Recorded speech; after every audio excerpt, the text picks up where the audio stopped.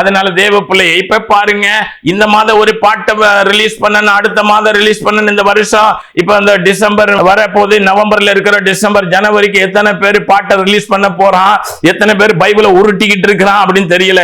என்ன பாட்டை பாடுனா ஜனங்கள் நம்முடைய சாங் வந்து ஹிட் ஆகும், எப்படி வியூஸ் போகும், எப்படி யூடியூப்ல மற்ற இடத்துல நமக்கு காசு வரும், எவ்வளவு பணம் சம்பாதிக்கலாம் அப்படின்னு சொல்லி இந்த நாட்களில இப்ப ஜனவரிக்காக புது வருட பாடல்களை இப்ப என்ன செய்து கொண்டிருப்பாங்க, ஆயத்தப்படுத்தி கொண்டிருப்பாங்க. இதை தெரிந்து கொள்ளப்பட்டவர்களோ என்ன செய்யறாங்கன்னா, வஞ்சிக்கப்பட்டு கிறிஸ்துடைய உபதேசத்தை விட்டுட்டு இந்த பாடல்கள் பாடக்கூடாதா, பாடல் பாடக்கூடாது அப்படிலாம் எங்கேயும் சொல்லலைங்க.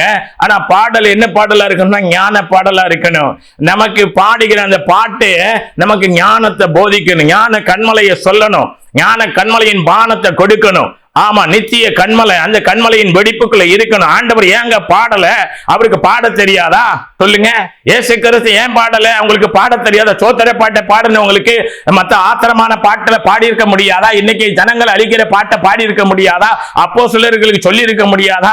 எப்ப அவர் 2 பாட்டை பாடி கொஞ்சம் காசை பிரிங்க, நம்மகிட்ட காசு இல்ல, அவன் வரி கட்டுறதுக்கே காசு இல்லாம இருக்கு, டக்குன்னு என்ன செய்யுங்க, ஒரு பாட்டை பாடுங்க அப்படின்னு சொல்லி இருக்கலாம். நல்ல கவனிங்க, நீங்க எல்லாம் அதை அற்பமாக ஆண்டவர் பாடுறது தப்புன்னு எங்க சொன்னாங்க? இதுதான் வாயில வர்றதெல்லாம் இதுதான். ஆண்டவர் பாட எங்க தப்பு சொன்னாங்க? எங்க பீடி குடிக்க கூடாதுன்னு சொன்னாங்க, எங்க சீரட்டு குடிக்க கூடாதுன்னு சொன்னாங்க? இதெல்லாம் இந்த சவுடால் பேச்சு தான் என்னது ஜனங்கள்கிட்ட.